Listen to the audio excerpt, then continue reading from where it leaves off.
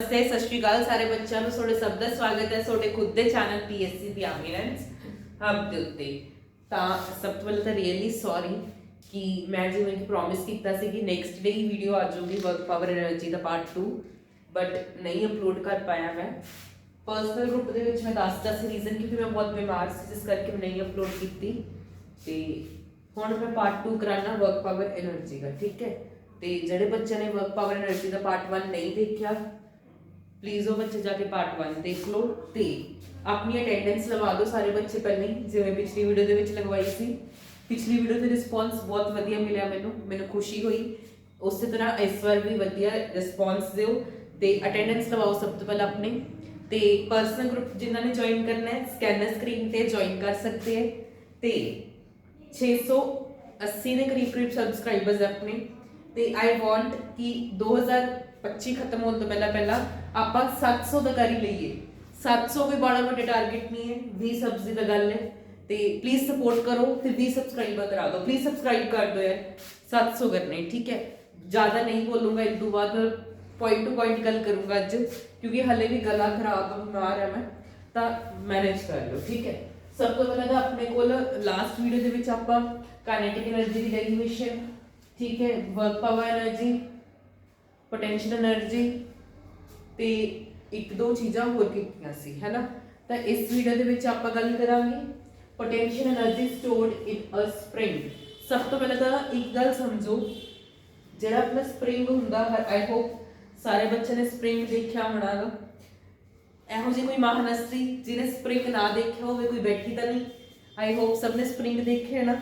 ਤਾਂ ਜਿਹੜੇ ਬੱਚਿਆਂ ਨੇ mechanical properties of solid the lecture ਲਾਇਆ ਹੋਇਆ ਮੇਰਾ, ਉਹ ਸਾਰੀ ਗੱਲ ਸਮਝ ਜਾਣਗੇ। ਦੇਖੋ ਸਪਰਿੰਗ ਹੁੰਦਾ ਲੋ ਕੁਝ ਇਸ ਤਰ੍ਹਾਂ ਦਾ ਹੁੰਦਾ ਹੈ ਨਾ ਜੀ, ਇਹਨੂੰ ਆਪਾਂ ਸਪਰਿੰਗ ਬੋਲਦੇ ਆ। ਮੰਨ ਲਓ ਇਹ ਕਿਸੇ ਬਲੌਕ ਦੇ ਨਾਲ ਆਪਣਾ ਸਪਰਿੰਗ ਜਿਹੜਾਗਾ ਅਟੈਚ ਆ, ਠੀਕ ਹੈ ਜੀ। ਇਹਦੇ ਉੱਤੇ ਮੈਂ ਕੀ ਕਰਤਾ, ਫੋਰਸ ਲਗਾਤੀ ਇਸ ਡਾਇਰੈਕਸ਼ਨ 'ਚ। ਸਪਰਿੰਗ ਹੈ, ਇਹਦੇ ਉੱਤੇ ਫੋਰਸ ਲਗਾਈ ਹੈ ਮੈਂ ਇਸ ਡਾਇਰੈਕਸ਼ਨ 'ਚ।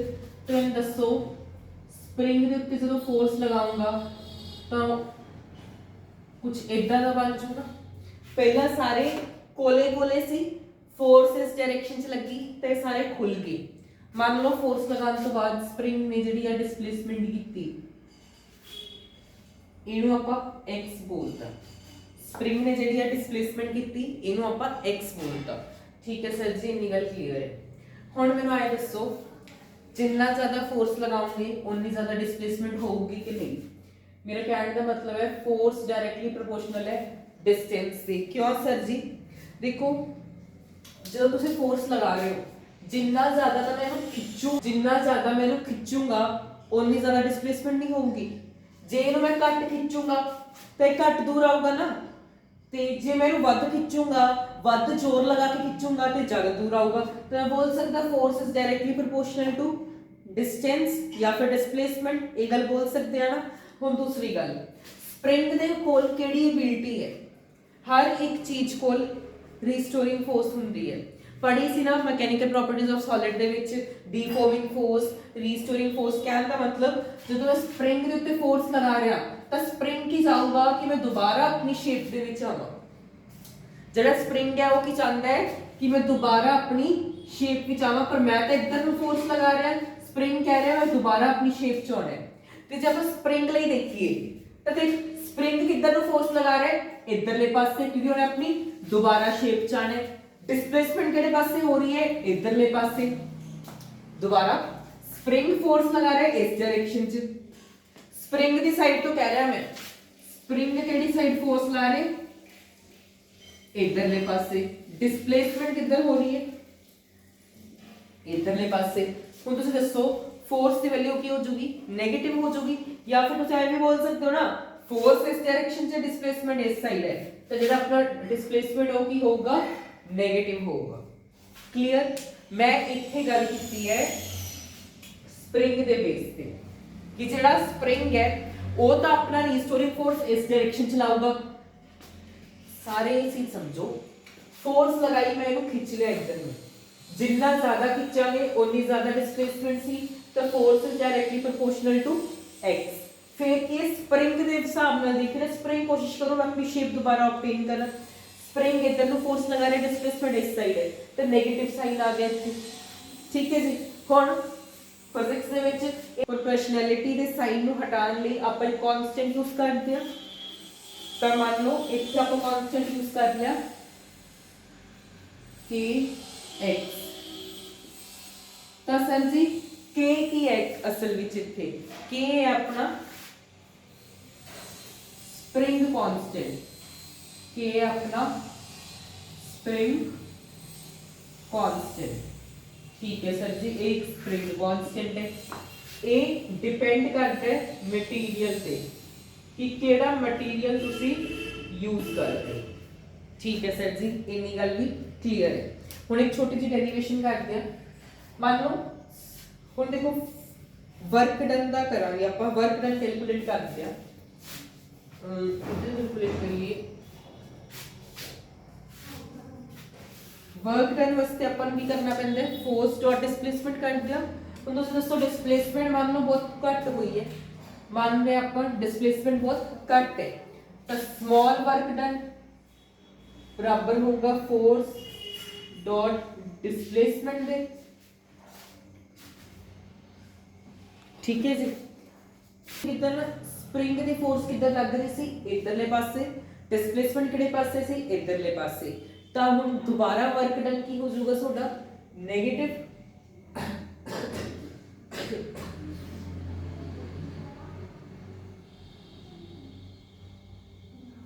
ठीक है जी, फोर्स की वैल्यू मैं नेगेटिव क्यों ले रहा है, क्योंकि फोर्स अपनी स्प्रिंग के हिसाब नाल इस पासे, डिस्प्लेसमेंट इस पासे।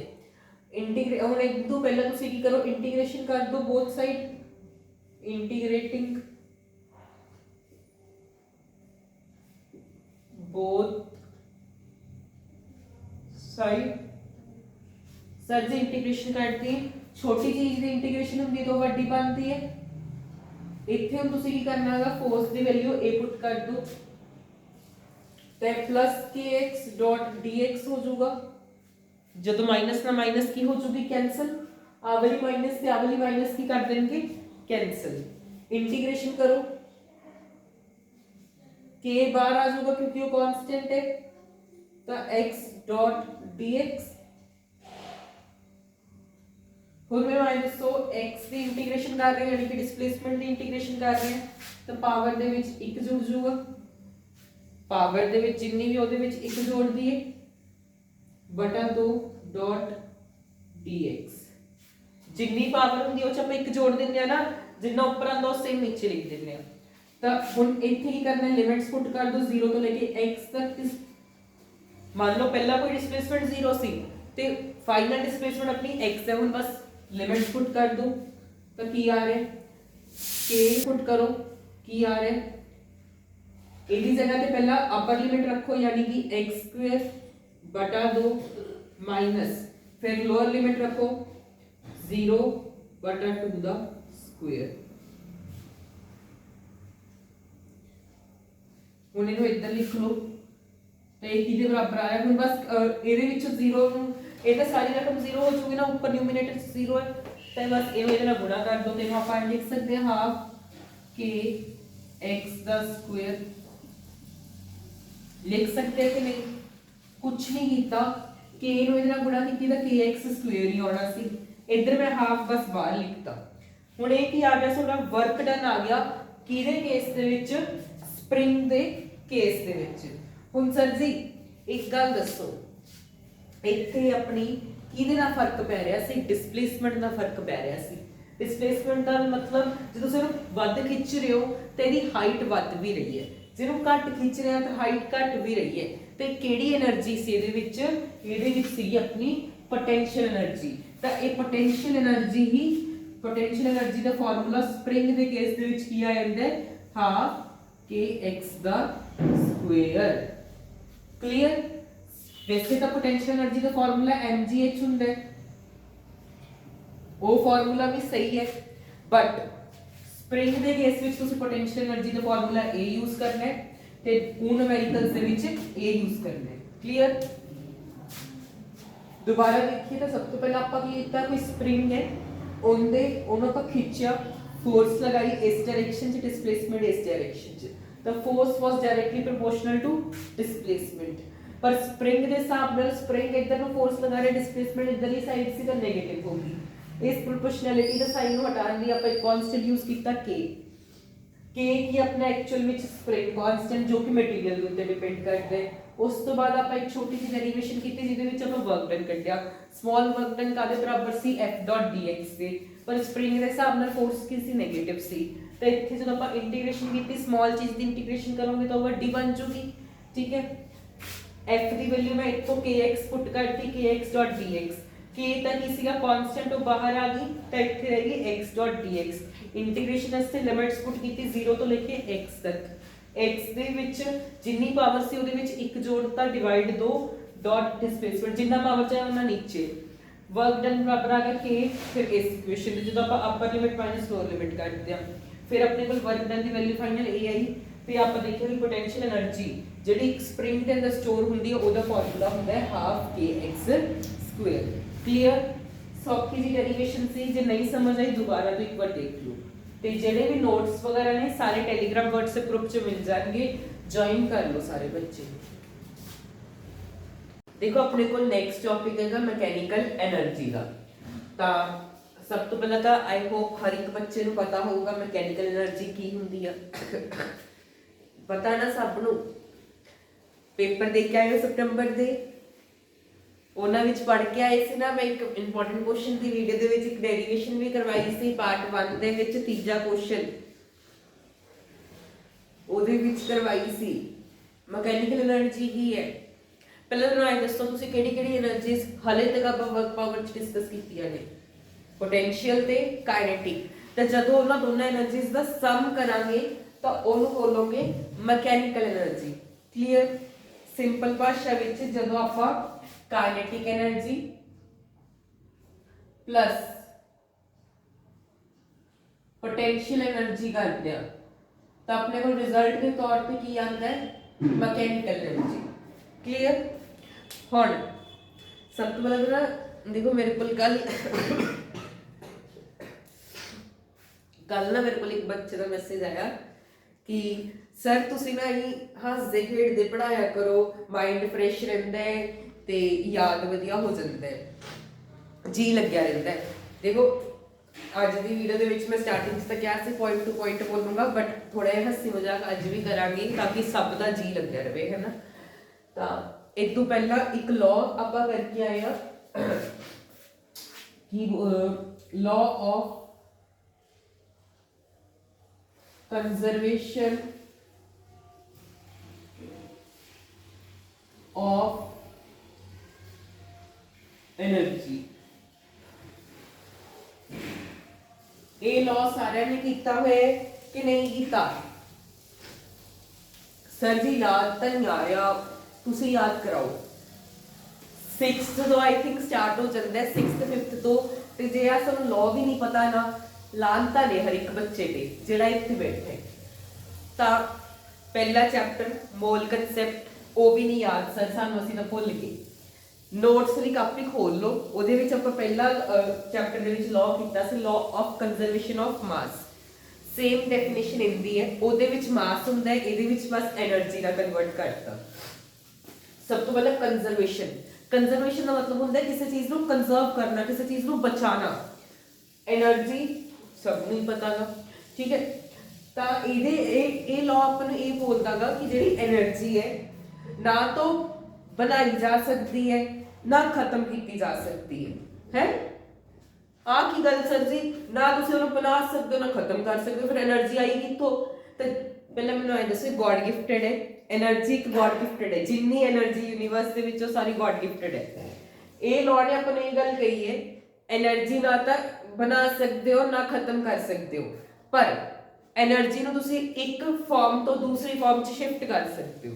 ਤਾਂ ਇਹ law of conservation of energy ਬੋਲਦਾ ਹੈ। ਕਲੀਅਰ। ਤਾਂ ਲਿਖੋ ਇਹਦੀ definition, energy can neither be created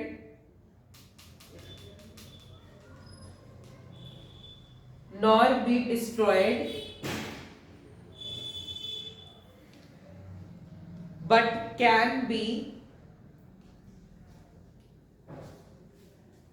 converted from one form to another. Clear? So a law की बोलता है energy can neither be created nor be destroyed, मतलब एनर्जी ना तो बन सकती है ना खत्म की जा सकती है, पर वो कन्वर्ट हो सकती है एक फॉर्म तो दूसरी फॉर्म च। क्लियर? मान लो लाइट है, ਤੁਹਾਡੇ ਘਰਾਂ ਦੇ ਵਿੱਚ ਲਾਈਟ ਹੈ, ਸਭ ਤੋਂ ਪਹਿਲਾਂ ਤੁਹਾਨੂੰ ਬਿਜਲੀ ਇਲੈਕਟ੍ਰਿਸਿਟੀ ਤੋਂ ਚੱਲਦੀ ਹੈ, ਇਲੈਕਟ੍ਰਿਸਿਟੀ ਤੋਂ ਹੀਟ ਦੇ ਵਿੱਚ ਕਨਵਰਟ ਹੁੰਦੀ ਹੈ, ਹੀਟ ਤੋਂ ਸਾਊਂਡ ਦੇ ਵਿੱਚ, ਲਾਈਟ ਦੇ ਵਿੱਚ ਕਿੰਨੀ એનર્ਜੀ ਚ ਕਨਵਰਟ ਹੁੰਦੀ ਹੈ, ਲਾਈਟ ਹੈ ਨਾ, ਇਲੈਕਟ੍ਰਿਸਿਟੀ ਦੋਗੇ, ਇਲੈਕਟ੍ਰਿਸਿਟੀ ਵਾਲੀ ਹੀਟ ਵਿੱਚ ਕਨਵਰਟ ਹੁੰਦੀ। ਕਦੇ ਬਲਬ ਨੂੰ ਨਾ ਹੱਥ ਲਾ ਕੇ ਦੇਖ ਲਿਓ, ਚੱਲਦੇ ਬਲਬ ਨੂੰ ਨਾ ਹੱਥ ਪਾਇਓ, ਮੇਰਾ ਨਾਂ ਨਹੀਂ ਲਾਉਣਾ ਕਿ ਤੁਸੀਂ ਕਹਿੰਦੇ ਸਰ ਨੇ ਕਿਹਾ ਸੀ ਜੀ ਚੱਲਦੇ ਬਲਬ ਨੂੰ ਹੱਥ ਪਾ ਲਓ, ठीक है, लाना नहीं, पागल ना हो जो कितने उड़े जाके कोई बच्चा ला ले सर जी उड़ गया, ठीक है। चलते बल्ब ਨੂੰ ਹੱਥ नहीं लगाना, जस्ट फॉर एग्जांपल मैं बोलिया सी कि ਜਦੋਂ ਤੁਸੀਂ ਇੱਕ ਬਲਬ ਨੂੰ ਹੱਥ ਲਗਾਓਗੇ ਨਾ ਬਹੁਤ ਗਰਮ ਹੋਊਗਾ, ਤਾਂ ਤੁਸੀਂ ਦੇਖਿਆ ਇਲੈਕਟ੍ਰਿਸਿਟੀ ਕੀ ਜੋ ਵਿੱਚ ਕਿਹੜੀ એનર્ਜੀ ਚ ਕਨਵਰਟ ਹੋਗੀ, ਹੀਟ એનર્ਜੀ ਚ। थोड़ी बहुत साउंड भी आती है, साउंड भी कन्वर्ट होगी, लाइट भी तो दे रहे हैं अपन बल्ब, तो लाइट विच भी तो बोल सकते हैं कि जो अपनी एनर्जी है ना तो बन सकती है ना वो डिस्ट्रॉय हो सकती है, वो सिर्फ कन्वर्ट हो सकती है एक फॉर्म टू अनदर। ठीक है सर जी, गल क्लीयर है। हुण तुसी आई मान लोगे, आई तो मैं तुहानू कुछ भी कह देना गा, मैं तुहानू कोई गल कहना तो तुसी उही मान लोगे कि हाँ भाई इन्हें कहती, सर ने गल कहती सही होगी। जरूरी थोड़ी है ਜਿਹੜੇ ਵੀ ਸਾਇੰਟਿਸਟ ਨੇ ਆਪਾਂ ਨੂੰ ਲਾਅ ਦਿੱਤਾ ਹੋਵੇ ਤਾਂ ਗੱਲ ਕਹਿਤੀ, ਅਸੀਂ ਸਾਰੇ ਹੁਣ ਕੋਈ ਹੋਊਗਾ ਹੋਸ਼ਿਆਰ ਬੰਦਾ ਲਾਈਕ ਮੀ, ਮਜ਼ਾਕ ਕਰ ਰਹੇ ਕਿ ਉਹਨੇ ਪੁੱਛ ਲਿਆ ਕਿ ਤੂੰ ਇਹ ਪ੍ਰੂਫ ਦੇ, ਅਸੀਂ ਤਾਂ ਮੰਨਾਂਗੇ, ਹੋਊਗਾ ਨਾ ਕੋਈ ਬੰਦਾ ਤਾਂ ਹੋਊਗਾ ਜਿਹਨੇ ਕਿਹਾ ਹੋਊਗਾ ਪ੍ਰੂਫ ਦੇ, ਤੇ ਇਹਦਾ ਪ੍ਰੂਫ ਹੈ ਆਪਣੇ ਕੋਲ ਇੱਕ ਕਿ ਜਿਹੜੀ ਮੈਕੈਨੀਕਲ એનર્ਜੀ ਹੈ ਯਾਨੀ ਕਿ ਕਾਇਨੇਟਿਕ એનર્ਜੀ ਤੇ ਪੋਟੈਂਸ਼ੀਅਲ એનર્ਜੀ ਦਾ ਜਿਹੜਾ ਜੋੜ ਹੈ ਉਹ ਕਾਂਸਟੈਂਟ ਰਹਿੰਦਾ ਹੈ ਡਿਊਰਿੰਗ ਅ ਫ੍ਰੀ ਫਾਲ। मतलब कोई बॉडी जो नीचे आती है उस टाइम जी एनर्जी है, टोटल एनर्जी बोल लो, मैकेनिकल एनर्जी बोल लो, वो कांस्टेंट रहती है। कांस्टेंट का मतलब सेम रहती है, कांस्टेंट का मतलब सेम रहती है। ठीक है सर जी, इन्नी गल क्लीयर है। तो ओदी एक 3 मार्क्स की डेरिवेशन है वो कर दिया। ठीक है,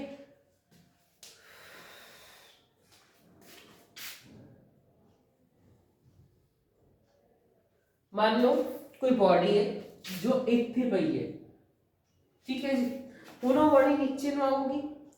मान लो बॉडी को इत्थों सुट रहा ਤੇ ਆਪਾਂ ਪ੍ਰੂਫ ਕੀ ਕਰ ਰਹੇ ਕਿ A ਇੱਕ ਆ ਪੁਆਇੰਟ ਮੰਨ ਲਿਆ A, ਇੱਕ ਵਿਚਾਲੇ ਮੰਨ ਲਓ ਪੁਆਇੰਟ B, ਇਹਨੂੰ ਮੰਨ ਲਿਆ ਮੈਂ C, ਕਿ ਯਾਨੀ ਕਿ ਇਹਨਾਂ A ਪੁਆਇੰਟ ਤੇ B ਪੁਆਇੰਟ ਤੇ C ਪੁਆਇੰਟ ਤੇ એનર્ਜੀ ਜਿਹੜੀ ਉਹ ਸੇਮ ਹੈ ਜਾਂ ਫਿਰ ਕਾਂਸਟੈਂਟ ਹੈ।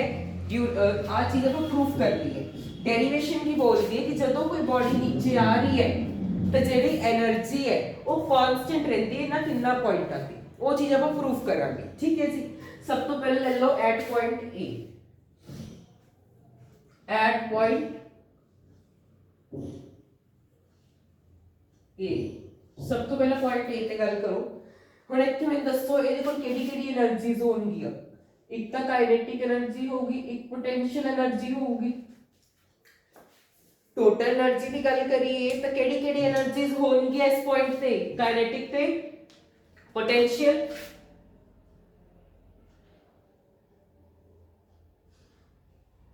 कादे बराबर है? टोटल एनर्जी दे। ठीक है सर जी, मैनूं ये दस्सिओ बॉडी रेस्ट ते है तो इहदी काइनेटिक एनर्जी की होगी। सिंपल क्वेश्चन है, थोड़ा रूडली बोल रहा मैं, पर जे ਤੁਹਾਨੂੰ ਇਹ ਗੱਲ ਵੀ ਨਹੀਂ ਪਤਾ ਨਾ ਜੇ ਬੋਡੀ ਰੈਸਟ ਤੇ ਦੀ ਕਾਈਨੇਟਿਕ એનર્ਜੀ ਕੀ ਹੋਊਗੀ ਤਾਂ ਤੁਹਾਨੂੰ 11ਵੀਂ ਦੇ ਵਿੱਚ ਫਿਜ਼ਿਕਸ ਪੜ੍ਹਨ ਦਾ ਕੋਈ ਅਧਿਕਾਰ ਨਹੀਂ ਹੈ।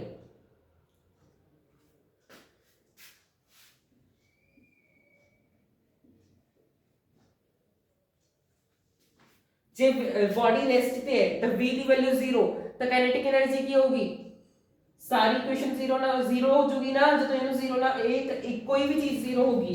ਹੁਣ देखो वेलोसिटी 0 है तो सारी चीज की हो जो 0 तो काइनेटिक एनर्जी की हो जाएगी 0 हो जाएगी। थोड़ा रूडली बोल पे बट प्लीज इतना पता होना चाहिए, 11वीं ਦੇ ਬੱਚੇ ਹੋ ਤੁਸੀਂ। ठीक है, पोटेंशियल एनर्जी का फार्मूला mgh ਹੁਣ ਇੱਥੇ ਉਹ ਵਾਲਾ ਫਾਰਮੂਲਾ ਨਾ ਲਗਾਉਣ ਬੈ ਜੋ ਹਾਫ k x ਸਕੁਅਰ ਉਹ ਸਪ੍ਰਿੰਗ ਦੇ ਕੇਸ ਦੇ ਵਿੱਚ ਸੀਗਾ।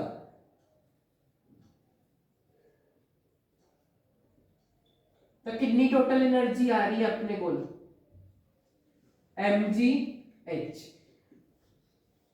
ਹੁਣ ਡੈਰੀਵੇਸ਼ਨ ਦੇ ਅਕੋਰਡਿੰਗ ਤਾਂ ਜੇ a ਪੁਆਇੰਟ ਤੇ ਆਪਣੇ ਕੋਲੇ mgh ਆ ਰਹੀ ਹੈ ਤਾਂ b ਪੁਆਇੰਟ ਤੇ ਵੀ ਉਨੀ ਆਣੀ ਚਾਹੀਦੀ ਹੈ ਤੇ c ਤੇ ਵੀ ਉਨੀ ਆਣੀ ਚਾਹੀਦੀ ਹੈ। ਚਲੋ ਚੈੱਕ ਕਰੀਏ ਐਟ ਪੁਆਇੰਟ b। ਹੁਣ ਪੁਆਇੰਟ b ਦੀ ਗੱਲ ਚੱਲ ਰਹੀ ਹੈ। b ਪੁਆਇੰਟ ਤੇ ਕਿਹੜੀ ਕਿਹੜੀ એનર્ਜੀਜ਼ ਹੋਣਗੀਆਂ ਉਹਨ ਤੋਂ ਪਹਿਲਾਂ ਤੁਸੀਂ ਇੱਕ ਨਾ ਇੱਥੇ ਮੰਨ ਲਓ b ਪੁਆਇੰਟ ਤੱਕ ਦਾ ਡਿਸਟੈਂਸ x ਹੈ। ਜੇ a ਤੋਂ ਲੈ ਕੇ b ਪੁਆਇੰਟ ਤੱਕ ਦਾ ਡਿਸਟੈਂਸ x ਹੈ ਤਾਂ ਮੈਨੂੰ ਕੋਈ ਬੱਚਾ ਆ ਡਿਸਟੈਂਸ ਦੱਸ ਸਕਦੇ? ਨਹੀਂ ਦੱਸ ਪਾਉਂਗੇ ਨਾ।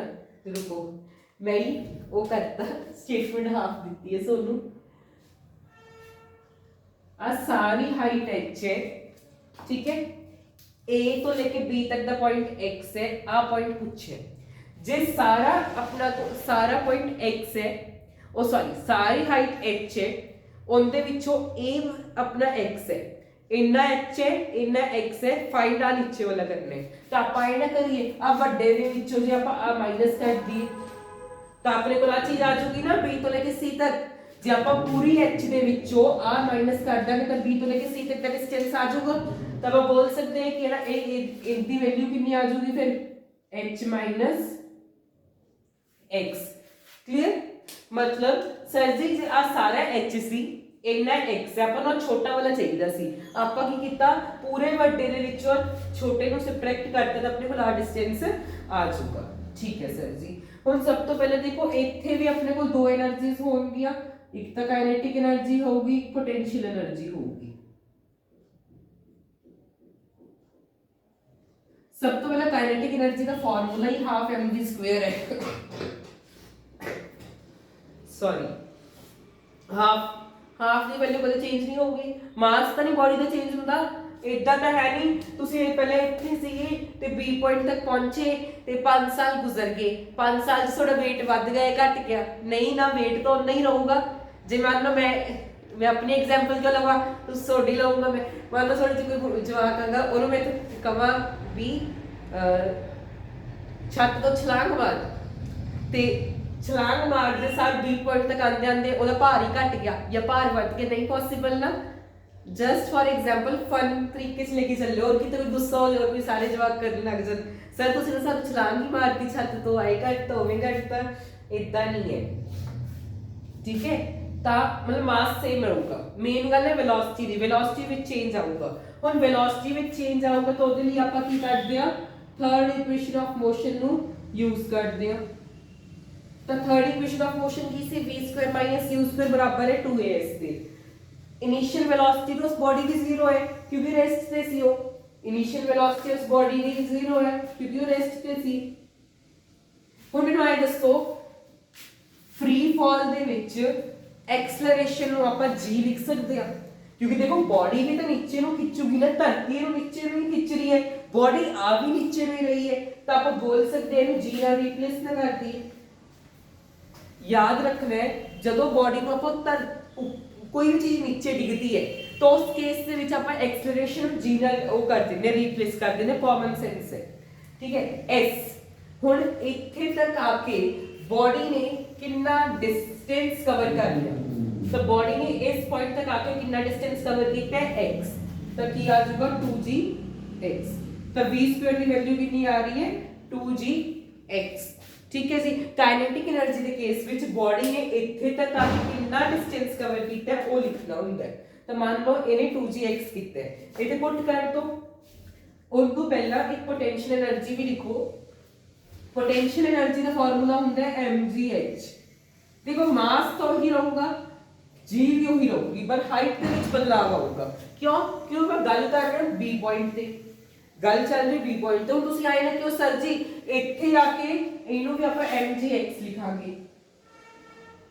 ਤਾਂ ਨਹੀਂ ਕਿਉਂ ਕਿਉਂਕਿ ਕਾਈਨੈਟਿਕ એનર્ਜੀ ਦੇ ਕੇਸ ਵਿੱਚ ਆਪਾਂ ਇਹ ਗੱਲ ਕਰਦੇ ਹੁੰਦੇ ਆ ਕਿ b ਪੁਆਇੰਟ ਤੱਕ ਬੋਡੀ ਨੇ ਕਿੰਨਾ ਲੈ ਲਿਆ। ਪੋਟੈਂਸ਼ੀਅਲ ਦੇ ਕੇਸ ਵਿੱਚ ਪੁੱਠਾ ਪੋਟੈਂਸ਼ੀਅਲ ਦੇ ਕੇਸ ਵਿੱਚ ਆਪਾਂ ਇਹ ਦੇਖਦੇ ਆ B पॉइंट तो बाद बॉडी ने हले ग्राउंड तक पहुंचने ਲਈ ਕਿੰਨਾ ਡਿਸਟੈਂਸ ਪਿਆ ਹੈ।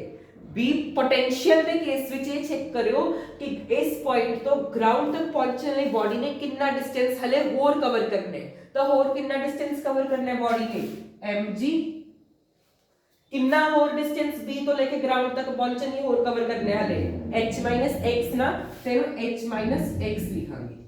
ਤਾਂ ਇਹ ਹੋਊਗੀ ਆਪਣੀ ਪੋਟੈਂਸ਼ੀਅਲ એનર્ਜੀ, ਇਹ ਹੋਊਗੀ ਤੁਹਾਡੀ ਕਾਈਨੈਟਿਕ એનર્ਜੀ। बस हम इसे पुट कर दो हाफ m v स्क्वायर की वैल्यू इथों ले ली 2gx plus mg potential energy की वैल्यू इथों ले ली, ठीक है जी। हुण इत्थे क्या वो कर दो ब्रैकेट खोल लो, आ 2 नाल 2 अपना कैंसिल हो गया,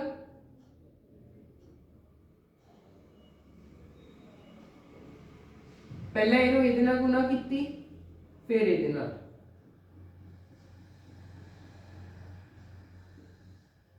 mgx नाल mgx कैंसिल ते mgh का बराबर आ गया। तो आप देख रहे हैं पॉइंट बी के उत्ते भी टोटल एनर्जी की आ रही है सेम आ रही है, पॉइंट बी पे भी टोटल एनर्जी की आ रही है सेम आ रही है,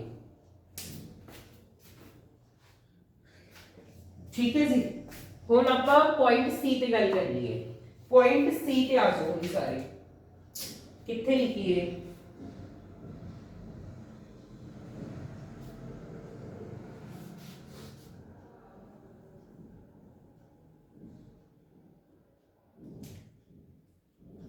थोड़ा एडजस्ट कर लो भाई,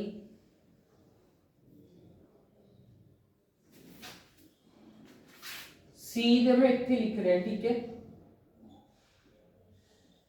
जिहड़े बच्चे ने नोट्स चो कॉपी करना ना वो औखे होणगे कि कित्थे कित्थे की लिखी जांदा है बई, की करिए चलो ठीक है इग्नोर।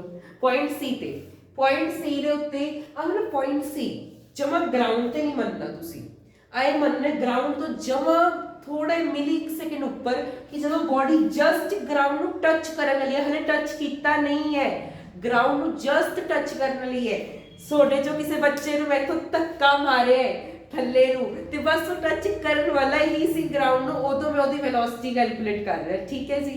इदा बच्चे नु जाना ओदी याद रो, तो हम उस टाइम ओदी वेलोसिटी कैलकुलेट करनी है तो आप केड़ा फार्मूला लगावांगे, आही लगा दिए दोबारा, देखो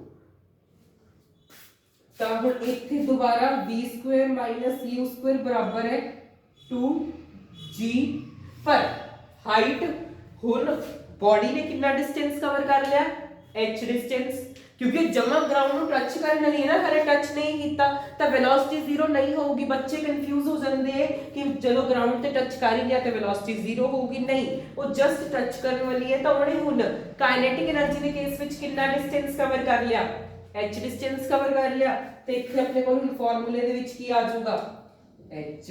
तो ये अपना पॉइंट सी दे लिए है, पॉइंट सी दे लिए, ठीक है जी। तो इत्थे अपने कोल कितना आ रहा है, आ तो देखो जीरो ही हो जाऊगा क्योंकि ओदी इनिशियल वेलोसिटी जीरो ही सीगी ना, तो v स्क्वायर की वैल्यू कितनी आ रही है 2gh, पुट कर दो।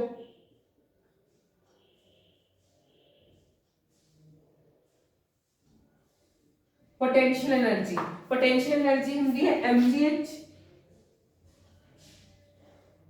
हुण बॉडी ने इत्थे गल चल रही है जमा इत्थे, बॉडी ने इस तो बाद कितना डिस्टेंस कवर करना है, पोटेंशियल के केस विच आप आए देखते हैं ना, काइनेटिक के केस विच आप आए देखते हैं बॉडी कितना डिस्टेंस कवर कर चुकी है, पोटेंशियल के केस विच आप आए देखते हैं बॉडी ने हाले होर कितना डिस्टेंस कवर करना है।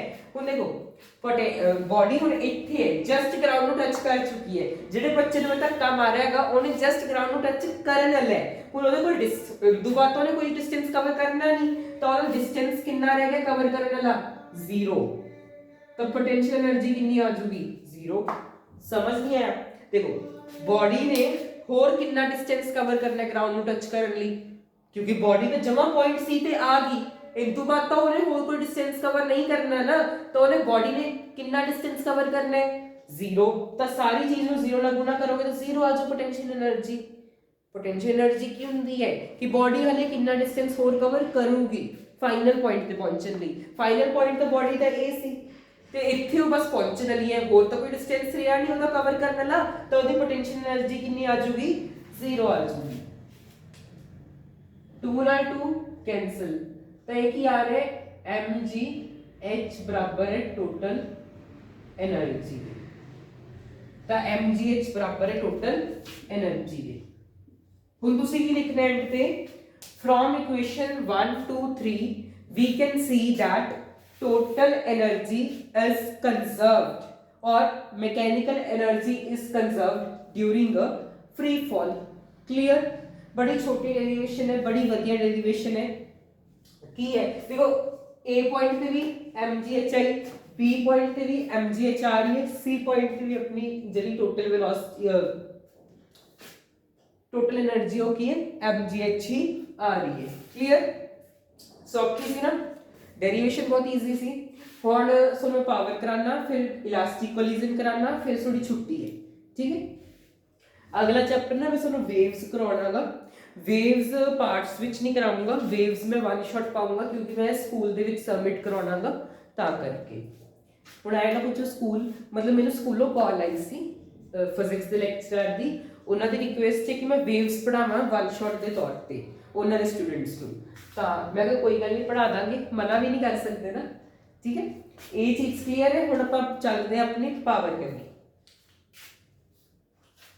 अगला टॉपिक अपना आउंदा का पावर दा ठीक है पावर सब तो पहले हेडिंग दो power rate of doing work is known as power लिखी चलो बस जो कुछ लिखा रहे हैं पावर की हुंदी है रेट ऑफ डूइंग वर्क ठीक है पावर का फॉर्मूला लिखो रेट ऑफ डूइंग वर्क का मतलब वर्क पर यूनिट टाइम होगा यानी कि वर्क अपॉन टाइम लिखो लिखो बस अपने आप लिखो हम मैं इतने लिखन वाले इतने में डायरेक्ट इलास्टिक कोलिजन तीन इलास्टिक स्टार्ट कराना पावर की हुंदेगी rate of doing work power द formula work per unit time power द एसआई यूनिट वॉट पावर लिखो यूनिट लिखो हॉर्स पावर एचपी ना लिख दे ठीक है एक हॉर्स पावर च हुंदे 746 what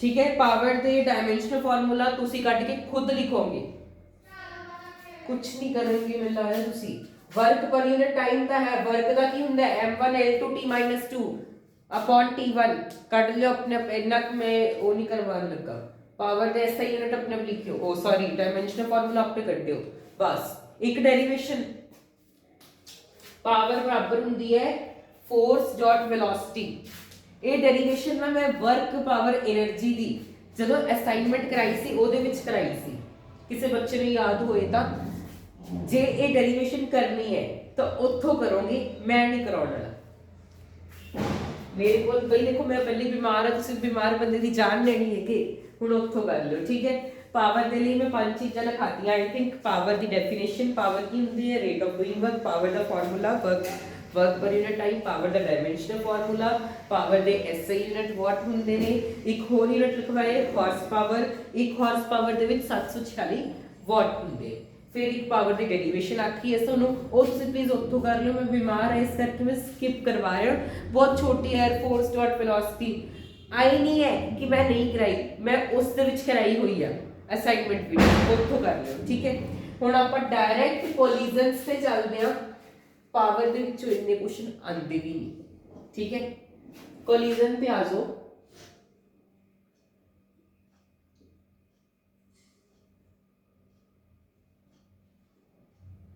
collision sir ji collision मतलब किसी चीज का टकराना ਉਹਨੂੰ कोलिजन बोलते मेरे विच आके मैं अपनी गल होया सोडी लो एग्जांपल सोडे जो कोई दो बच्चे हैं इतने मेरे सामने खड़े जिन्होंने दोनों इधरों मान लो मेरा कोई और दोस्त है एक इधर मैं खड़ा उधर वो खड़ा है इधरों मैं धक्का मारिया उधरों उन्हें मारिया तो ये दोनों के विच जिहड़ा ਉਹ ਹੋਊਗਾ ਧੱਕਾ ਮਾਰਨ ਤੋਂ ਬਾਅਦ ਦੋਨੋਂ ਇੱਕ ਦੂਜੇ ਨੂੰ ਟਕਰਾਉਣਗੇ ਜਿਹੜਾ ਇੱਕ ਦੂਜੇ 'ਚ ਵੱਜਣਗੇ ਇਸ ਚੀਜ਼ ਨੂੰ ਬੋਲਦੇ ਕੋਲੀਜ਼ਨ ਇਸ ਚੀਜ਼ ਨੂੰ ਕੀ ਬੋਲਦੇ ਕੋਲੀਜ਼ਨ ਅੱਗੇ ਦੋ ਟਾਈਪ ਦੇ ਇਲਾਸਟਿਕ ਇਨਇਲਾਸਟਿਕ ਇਲਾਸਟਿਕ ਕੋਲੀਜ਼ਨ ਤੇ ਇਨਇਲਾਸਟਿਕ ਦੀ ਪ੍ਰੋਪਰਟੀਜ਼ ਲਿਖ ਲਓ सब तो पहले इलास्टिक कोलिजन लिखो,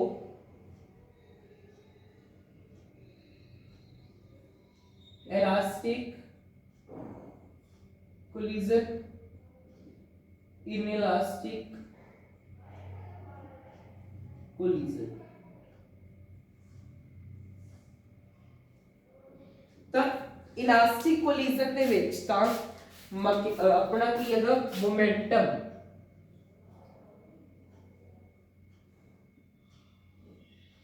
मोमेंटम ते काइनेटिक एनर्जी दोनों ही कंजर्व रहते हैं। कंजर्व मतलब सेम रहेंगे, कांस्टेंट रहेंगे, यानी कि जो पहला जितनी काइनेटिक एनर्जी सी उतनी काइनेटिक एनर्जी रहो, पहला जितना मोमेंटम सी उतना ही बाद विच रहूगा, यानी कि इनिशियल काइनेटिक एनर्जी बराबर हो फाइनल काइनेटिक एनर्जी दे, इनिशियल मोमेंटम बराबर होगा फाइनल मोमेंटम दे इलास्टिक कोलिजन च।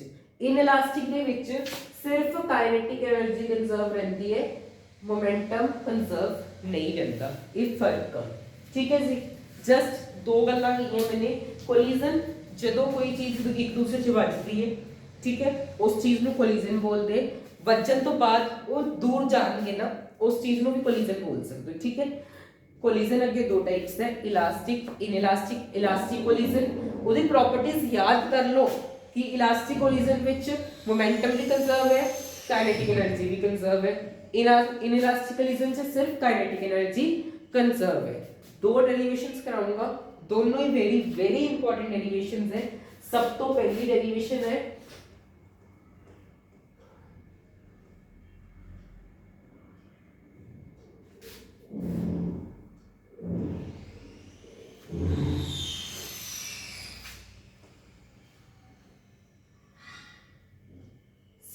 डेरिवेशन है coefficient of restitution is equal to 1।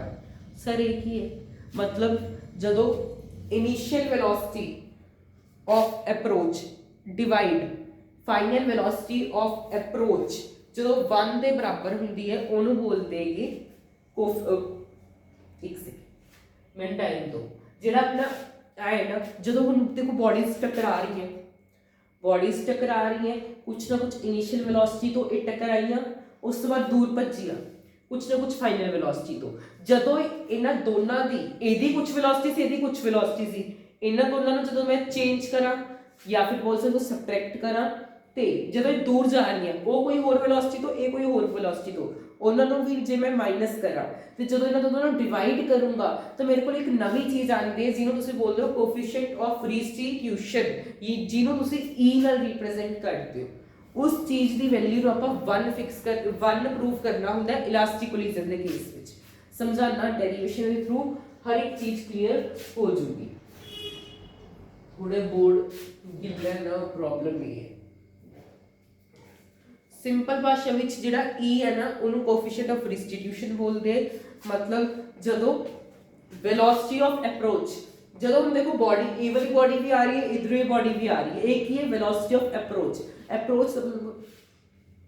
Approach का मतलब होंदा है किसी चीज तक पहुंचना, इधरों ए भी पहुंच रहा है उधरों ओ भी पहुंच रहे, जदों इन्हां दोनों नूं सबट्रैक्ट कर रहे हैं फिर वेलोसिटी ऑफ फिर जिहड़ी वेलोसिटीज दा लोग जा रहे हैं दूर, ਹੁਣ ਇਹ v1 वेलोसिटी ਨਾਲ ਇਹ ਗਿਆ, v2 वेलोसिटी ਨਾਲ ਇਹ ਗਿਆ, ਜਦੋਂ ਇਹਨਾਂ ਦੋਨਾਂ ਨੂੰ ਵੀ ਸਬਟ੍ਰੈਕਟ ਕਰਾਂਗੇ ਤੇ ਉੱਪਰ ਤੁਸੀਂ वेलोसिटी ऑफ अप्रोच ਰੱਖ ਰਹੇ ਹੋ, ਨੀਚੇ ਤੁਸੀਂ वेलोसिटी ऑफ लीव ਰੱਖ ਰਹੇ ਹੋ, ਜਿਹੜੀ वेलोसिटी ਨਾਲੋਂ ਦੋਨੋਂ ਦੂਰ ਭੱਜ ਰਹੇ, ਤੇ ਜਦੋਂ ਉਹਨਾਂ ਦੋਨਾਂ ਨੂੰ ਤੁਸੀਂ ਡਿਵਾਈਡ ਕਰੋਗੇ ਤਾਂ ਆਪਣੇ ਕੋਲ ਇੱਕ ਨਵੀਂ ਟਰਮ ਆਉਂਦੀ ਹੈ ਜਿਹਨੂੰ ਬੋਲਦੇ ਕੋਫੀਸ਼ੀਐਂਟ ਆਫ ਰੈਸਟੀਟਿਊਸ਼ਨ। ਉਹਦੀ ਵੈਲਿਊ ਤੁਸੀਂ 1 ਹੀ ਕੱਢਣੀ ਹੈ ਜਾਂ ਫਿਰ 1 ਪ੍ਰੂਫ ਕਰਨੀ ਹੈ, ਕਿਹੜੇ ਕੋਲੀਜ਼ਨ ਦੇ ਕੇਸ ਵਿੱਚ? ਇਲਾਸਟਿਕ ਕੋਲੀਜ਼ਨ ਦੇ ਕੇਸ ਵਿੱਚ। ਠੀਕ ਹੈ ਜੀ।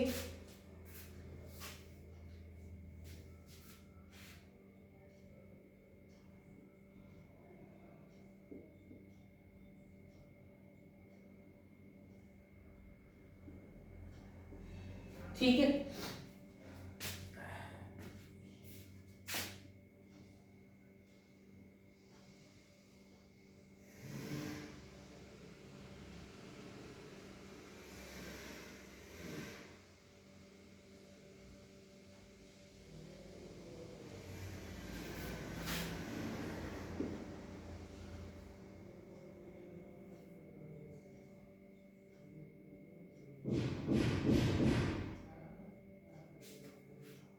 ये डायग्राम क्लियर है?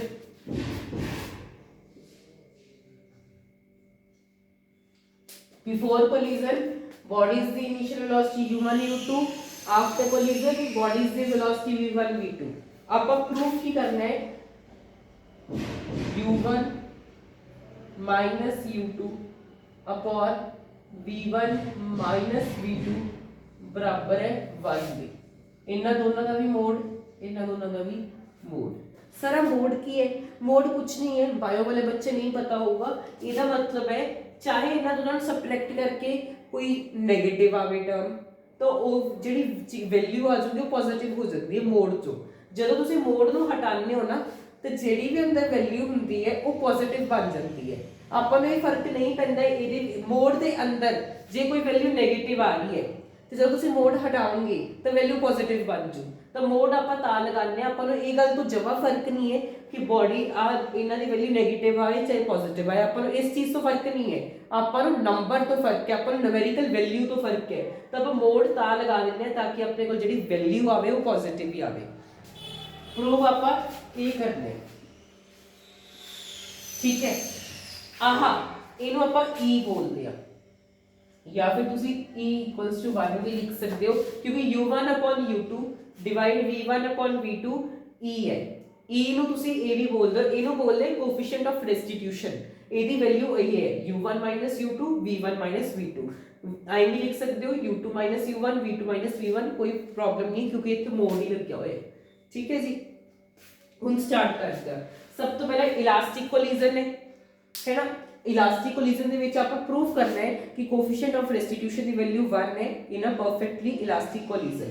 ठीक है, तो ਉਹਦੇ ਲਈ ਸਭ ਤੋਂ ਪਹਿਲੀ ਗੱਲ ਤਾਂ ਆਪਾਂ ਨੂੰ ਇਹ ਗੱਲ ਪਤਾ ਹੈ ਇਲਾਸਟਿਕ ਕੋਲੀਜ਼ਨ ਦੇ ਕੇਸ ਵਿੱਚ ਆਪਣਾ ਕਾਈਨੈਟਿਕ એનર્ਜੀ ਤੇ ਮੋਮੈਂਟਮ ਕੰਜ਼ਰਵ ਰਹਿੰਦੇ।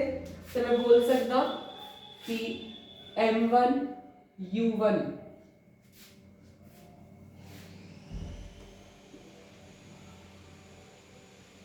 प्लस m2 u2 बराबर होगा m1 v1 plus m2 v2 बोल सकता। हाँ जी सर बोल सकते हैं। मोमेंटम कंजर्व है, इनिशियल मोमेंटम बराबर होगा फाइनल मोमेंटम के। उनको की करना है m1 वाली टर्म्स एक पास से ले आओ ते m2 वाली टर्म्स एक पास से ले आओ। ले सर जी ਹੁਣ ਇਹਨਾਂ ਸਭ ਦੇ ਇਹਦੇ ਵਿੱਚੋਂ m1 ਕਾਮਨ ਕੱਢ ਦੋ, ਇਹਦੇ ਵਿੱਚੋਂ m2 ਕਾਮਨ ਕੱਢ ਲਓ, ਕੱਢ ਲਿਆ ਬਸ। ਹੁਣ ਇੱਥੇ ਤੱਕ ਇਹਨੂੰ ਪਹਿਲੀ ਇਕੁਏਸ਼ਨ ਦੇ ਦੋ। ਦੇਤਾ ਕੁਝ ਨਹੀਂ ਕੀਤਾ, ਜਸਟ ਇਹਦੇ ਵਿੱਚੋਂ ਆਪਾਂ ਮੋਮੈਂਟਮ ਕੰਜ਼ਰਵ ਸੀ, ਇਨੀਸ਼ੀਅਲ ਬਰਾबर ਸੀ फाइनल ਦੇ, m1 वाली टर्म्स एक पास से ले आए, m2 वाली टर्म्स एक पास से ले लिया, फिर m1 कॉमन ले लिया। ਹੁਣ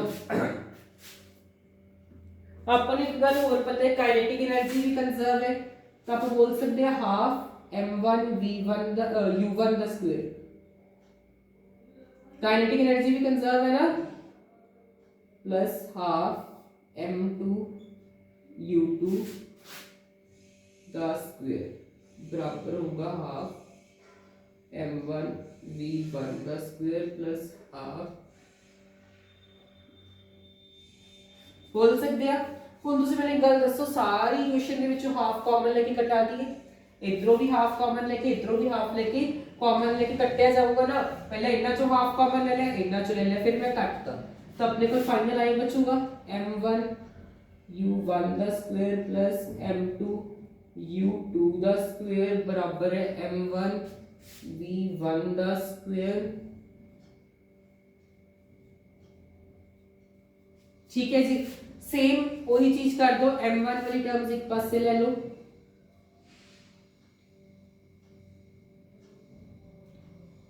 ते m2 वाली टर्म्स एक पास से ले आओ।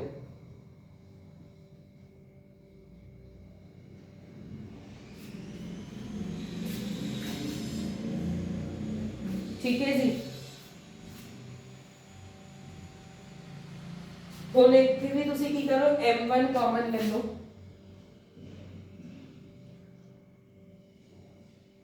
ਹੁਣ ਤੁਸੀਂ ਕੀ ਕਰਨਾ ਹੈਗਾ, ਇੱਥੇ ਜਦੋਂ ਤੁਸੀਂ ਸੇਮ ਇਦਾਂ ਹੀ m1 ਕਾਮਨ ਲੈ ਲਿਆ, ਬਟ ਆਪਣੀ ਕਾਪੀ ਵਿੱਚ ਸਟੈਪ ਲਿਖੋ ਇਹ ਕਿ ਤੁਸੀਂ ਨਾਲ ਨਾਲ ਕਰੀ ਚੱਲੋ ਡੈਰੀਵੇਸ਼ਨ, ਬੈਠਣਾ ਨਹੀਂ ਏਦਾਂ, ਕਾਪੀ ਲੈ ਕੇ ਬੈਠ। m1 ਕਾਮਨ ਲੈ ਲਿਆ, ਕਾਮਨ ਲੈਣ ਤੋਂ ਬਾਅਦ ਆਪਣੇ ਕੋਲ ਕੀ ਬਚੂਗਾ,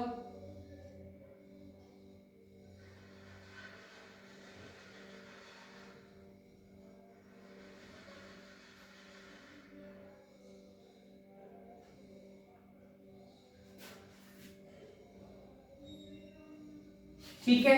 वो ले लो, की करो इक्वेशन नंबर 2 का नाम दे दो, डिवाइड कर दो,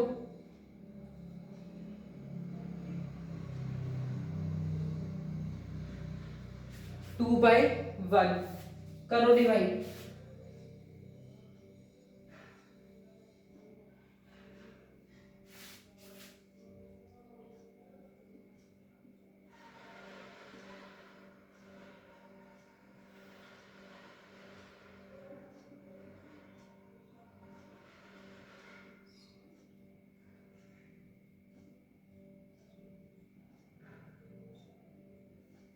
m1 ਨਾਲ m1 कैंसिल, m2 ਨਾਲ m2 कैंसिल, ठीक है। आइडेंटिटी लगाओ, a² माइनस b² ਦੀ आइडेंटिटी ਕੀ ਹੁੰਦੀ ਹੈ, a² माइनस b² ਦੀ आइडेंटिटी पता है, a plus b a minus b। a identity लगाओ नीचे वाली इक्वेशन पे,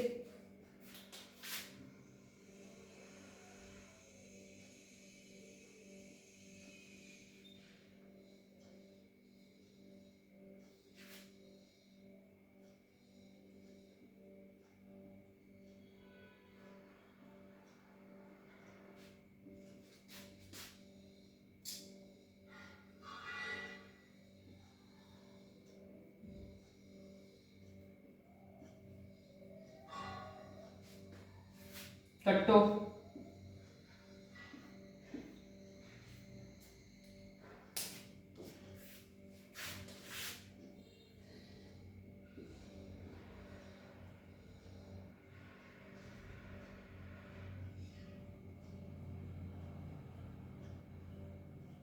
की करो, इधरों ये डिवाइड से उधर जाके की हो जाएगा मल्टीप्लाई,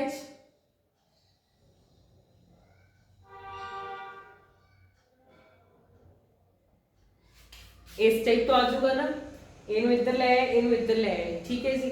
हुण तुसीं की करना गा, जिहड़ी अपनी ये हैगी u वाली टर्म्स एक पासे ले आओ, यानी कि u2 माइनस u1 बराबर है v2 माइनस v1 दे, इदां की इक्वेशन। हुण तुसीं की करना गा, ਜਾਂ ਤਾਂ ਦੇਖੋ ਬੱਚਿਆਂ ਨੂੰ ਨਾ ਸਟੈਪ ਦੇ ਵਿੱਚ ਕਨਫਿਊਜ਼ਨ ਹੁੰਦੀ ਹੈ ਕਿ ਇਹਨੂੰ ਆਪਾਂ ਇੱਧਰ ਡਿਵਾਈਡ 'ਚ ਲੈ ਆਏ, u2 u1 v2 v1 बराबर है 1 दे, इन्हां दोनों का मोड़। हुण काफी बच्चे समझ जाएंगे कि सर ने डायरेक्ट इधरों क्यों किद्दां ले, क्योंकि ये सारी इक्वेशन थोड़ी इधर मल्टीप्लाई है किसी टर्म नाल, तो आपां की करना हुंदा है, जां तां तुसीं इहनूं मान लो 1 नाल मल्टीप्लाई है, जे 1 नाल मल्टीप्लाई है तो इधर आके इहदे विच की हो जूगी डिवाइड होगी, इधर आके इहदे नाल की हो जूगी डिवाइड होगी। तो आप देख सकते हैं यार स्टेप लिखने की लोड़ नहीं है कि u2 minus u1 upon v2 minus v1 का दे बराबर है 1 दे, या फिर और e की वैल्यू यानी कि कोफिशिएंट ऑफ रेस्टिट्यूशन की वैल्यू इलास्टिक कोलिजन के केस विच कितनी आ रही है 1 आ रही है, इन्हें दोनों मोड कर देना, क्लियर सिंपल सी डेरिवेशन, ठीक है। दोबारा सब तो पहले अपने पता से मोमेंटम कंजर्व है, आपको इनिशियल मोमेंटम बराबर फाइनल मोमेंटम कर लिया, उस तो बाद तुसी की करना गा m1 वाली टर्म्स एक पासे ले लिया, m1 कॉमन ले लिया, उत्थे छड़ दो, काइनेटिक एनर्जी दे विच आ जाओ, काइनेटिक एनर्जी विच सेम करो, 1 वाली टर्म्स एक पासे 2 वाली टर्म्स एक पासे, फिर हाफ नाल हाफ कैंसिल कर दो, उत्थे छड़ दो, डिवाइड कर दो 2/1, ठीक है। डिवाइड करोगे इक्वेशंस नु m1 नाल m1 कैंसिल, m2 नाल m2 कैंसिल, फिर नीचे अपने को a plus b the identity लगाओ, a plus b a minus b वाली खोलो, कैंसिल वगैरह करो, ठीक है। इत्थे तक पहुंच गए, ए नु इधर ले आओ, ए नु इधर ले आओ, ठीक है। उस तो बाद इत्थे आ गए, इस तो बाद u2 वाली टर्म्स, u वाली रकम एक पासे ले आओ, v वाली रकम एक पासे ले आओ, ठीक है। इस तो बाद इथे इनु सारी चीज को इधर डिवाइड च ले आओ, फिर इनका मोड कर दो, इथे 1 रह गया, ते आप बोल सकते हैं कि इलास्टिक कोलिजन के केस विच अपना कोएफिशिएंट ऑफ रेस्टिट्यूशन की वैल्यू कितनी आ रही है, 1 आ रही है, गल खत्म, ठीक है। इन्नी सौखी डेरिवेशन है। इस तो बाद एक होर छोटी जी इनदे नाल दी डेरिवेशन है, वो भी बड़ी सौखी है, ते वो करते हैं। नेक्स्ट डेरिवेशन लिखनी है तुसी फॉर आइडेंटिकल बॉडीज, लिखो लिखो, मेनू ना देखो, इत्थे लिखो, for identical bodies velocities get exchanged, for identical bodies velocities get exchanged in case of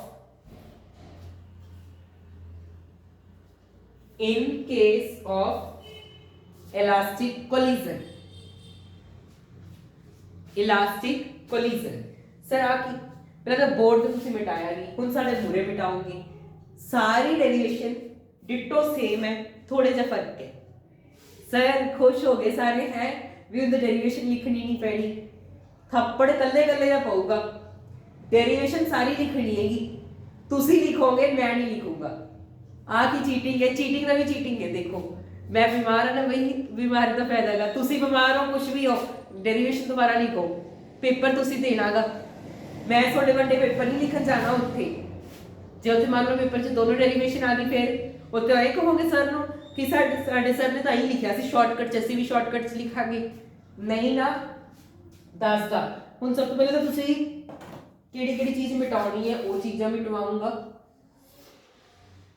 देखो मैं की बोलिया सीगा कि जेडी for identical bodies velocities get exchanged, velocities get exchange का मतलब जे तुसी कदे ना पूल खेडो, पूल सर जिहड़े पूल च नहाते आ, मैं वो वाला पूल नहीं बोल रहा, मैं बोल रहा जिहड़ा हुंदा नहीं गा वो लंबी जी स्टिक वाला जी, चाहे बॉल जी पता नहीं आई जी धर के मारते हुंदे, मैं खेडे पर मैं भूल गया आई जी धर के। चलो यार आप सारे देसी बंदे आप अपनी गल करते हैं कैरम दी, कैरम खेडे हो ना, कैरम विच तुसी कदे देखे, मैं स्ट्राइकर दी गल नहीं कर रहा, मैं गल कर रहा दो गीटियां दी, गीटी नहीं बोलते सी, मैं खेडा नहीं बहुत टाइम हो गया, गीटियां ही बोल लो चलो, कॉइन्स, मैं थोड़े अंग्रेजी है ना, कॉइन्स, ठीक है, कोई मैं भी देसी है, जस्ट जोकिंग। कॉइन की गल करते हैं, मान लो दो कॉइन है, ठीक है, कैरम दे, जदों तुसी इहनू हिट कर रहे हो ते मान लो ए इन द सेंटर है, ए इन द सेंटर है, ते जदों तुसी इहनू हिट कीता, एदा सेंटर ते एदा सेंटर इत्थे जाके लग गया, सपोज मैं इहनू हिट कीता ते ए इत्थे जाके ते सेंटर नाल टकराया, ते ए कॉइन तां रुक जूगा इत्थे जाके, पर ए कॉइन भज्जन लग जू। सर जी मतलब कि जदों मैं हिट किया ते मान लो ये सेंटर तक लग गया, ते जदों ये इत्थे जाके इहदे नाल हिट किया, जिथे इहनू इहनू इहने इहनू हिट किया, ए तां रुक जू, ए भज जूगा।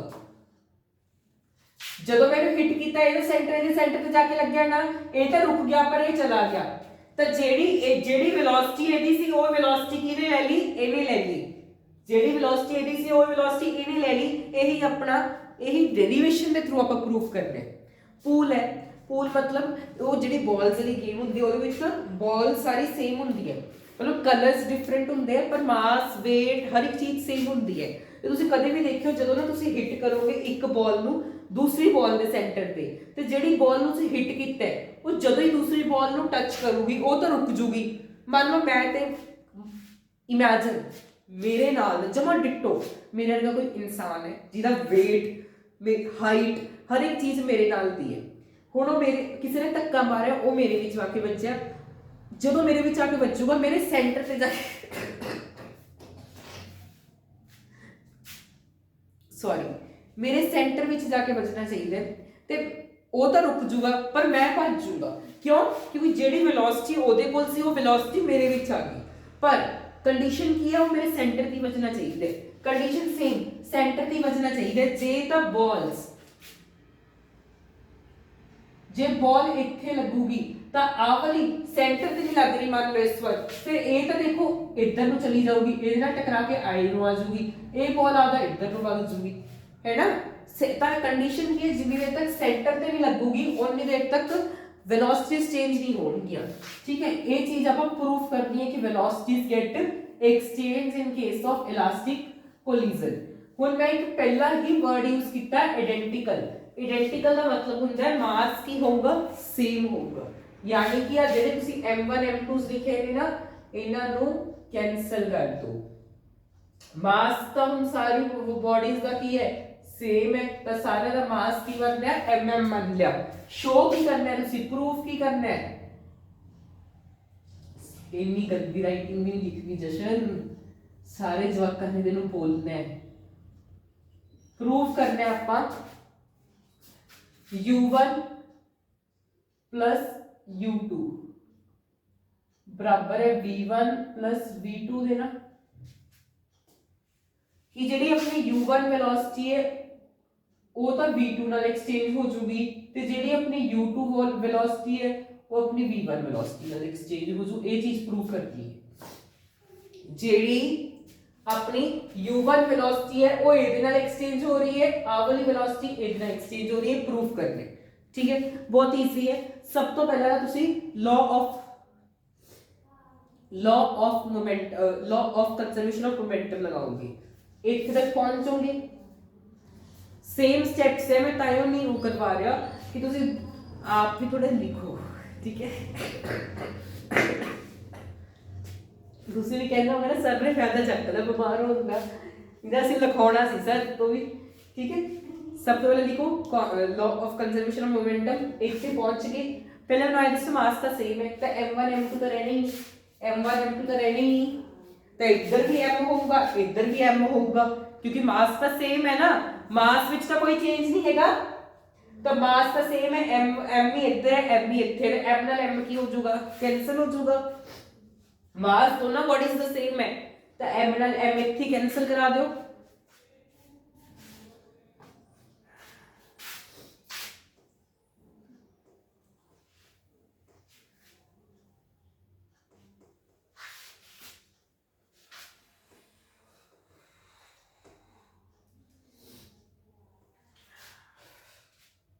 लिखो लिखो तुसी ओने लिखो आपका, मैनू ना झाकी चलो।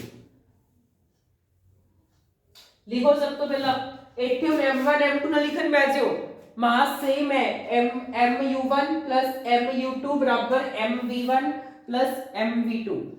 फिर तुसी इस जदों इत्थे पहुंचोगे इस तो बाद तुसी देखोगे मास तो दोनों बॉडीज दा सेम है, तो m नाल m की हो जाऊगा कैंसिल हो जाऊगा, अपने को की आ जाऊगा u1 माइनस v1 बराबर है v2 माइनस u2।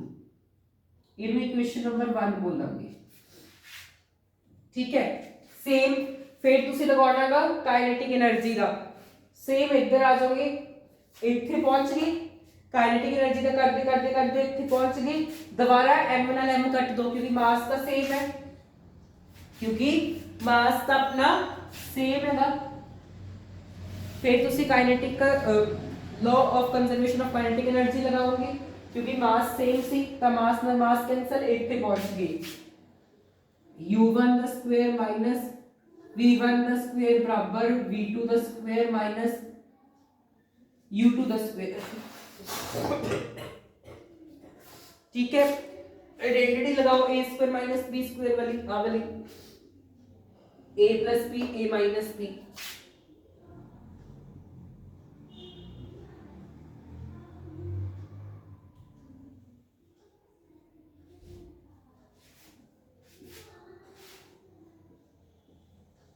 लगा दी। देखो u1 माइनस v1 का बराबर है अपना v2 माइनस u2 दे, u1 माइनस v1 काले बराबर है v2 माइनस u2 दे, तो ये तो हो गया अपने कैंसिल। तो अपने को की आ रहा है u1 प्लस v1 बराबर है v2 प्लस u2 दे। इनमें इक्वेशन नंबर 2 बोल दो। ए इक्वेशन नंबर 1 है, ए इक्वेशन नंबर 2 है।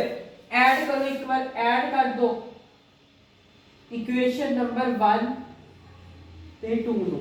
कुछ नहीं कर रहे, सब तो पहले मोमेंटम का लगाया, काइनेटिक एनर्जी लगाई, ਇੱਥੇ ਆ ਕੇ ਪਹੁੰਚੇ। ਇਸ ਤੋਂ ਬਾਅਦ मैंने ਕੀਤਾ ਆਇਡੈਂटिटी ओपन करती, ਇਹਦੇ ਤੋਂ ਇੱਥੋਂ ਸਬਟ੍ਰੈਕਟ ਆਹ ਕਰਤਾ, ਘਟਾਤੇ ਜਿਹੜੇ ਕੱਟੇ ਜਾ ਰਹੇ ਸੀ। ਇਕੁਏਸ਼ਨ ਨੰਬਰ 1 ਤੇ 2 ਨੂੰ ਪਹਿਲਾਂ ਐਡ ਕਰਨ ਨੂੰ ਕਿਹਾ, ਹੋਰ ਕੁਝ ਵੀ ਨਹੀਂ।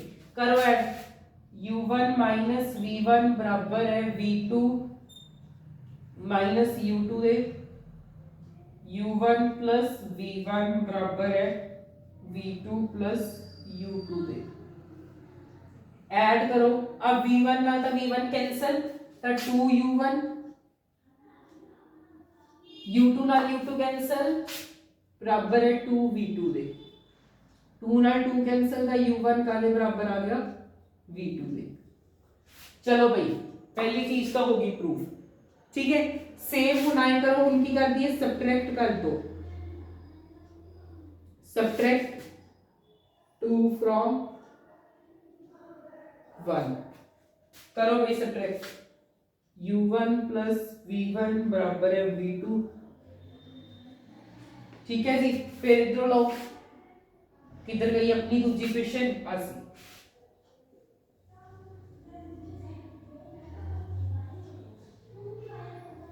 सबट्रैक्ट का मतलब की होता है कि साइन चेंज करने, ए नेगेटिव हो जाऊगा, ए पॉजिटिव हो जाऊगा, ए नेगेटिव हो जाऊ, ए पॉजिटिव हो जाऊ। आ नेगेटिव वाली टर्म काट दो, आ नेगेटिव वाली टर्म काट दो, तो 2v1 बराबर है 2u2 दे, u2 ना 2 ना 2 कैंसिल, तो v1 बराबर आ गया u2 दे। चलो सोडी आ चीज भी प्रूव होगी। देखो क्लियर, कितनी सौखी डेरिवेशन सी, इलास्टिक कोलिजन में खत्म, डन। कुछ नहीं किया, पहला law of conservation of momentum लगाया, काइनेटिक एनर्जी लगाई, इक्वेशंस खोलिया आवली आइडेंटिटी तो, फिर आपने इक्वेशन ਨੂੰ पहला प्लस किया फिर माइनस किया, तो आप देख ला गल खत्म, ठीक है। इनदे नाल थोड़े बीमार बंदे ने 4th चैप्टर कंप्लीट कराता 2 दिन दे विच वेव्स का 1 शॉट पावांगी, बहुत कोशिश है मेरी, छुट्टियां तो पहला करवा दूंगा, ठीक है। तो प्रे करियो कि ठीक रहा, भी होर बीमार ना हो जा किथे, ठीक है। सारे नोट्स सारी चीज़ा टैलीग्राम से व्हाट्सएप ग्रुप च मिल जाएंगी, पर्सनल ग्रुप का पहला दिखाता सी। एक रिक्वेस्ट है छोटी जी, 700 सब्सक्राइबर करा दो, देखो यार इन्ना तो कर ही सकते हो ना, 700 करा दो, बाले नहीं आख्या 700, कोई बड़ा वड्डा टारगेट नहीं है, 700 ही आख्या प्लीज़, ठीक है जी। हुण तुसीं सारे जा सकते हो, बढ़िया रिवीजन करते रहो। जनवरी दे विच थोड़े प्री बोर्ड्स है, सैकेंड वीक तो लैटर आ चुकी है, तो जिहड़े थोड़े पेपर्स है वो स्कूल लैवल ते बननगे, तो एक खुशी की गल है थोड़े सब वास्ते। तो हुण जनवरी दे विच रिवीजन भी स्टार्ट करवानी है, मैं जिन्ने चैप्टर्स हो सकते मैं करवा रहा अपनी साइड तो, ठीक है जी। तो हुण तुसीं सारे जने जा सकते हो, तो मिलते आपां अगली video they which. Thanks everyone for watching this video.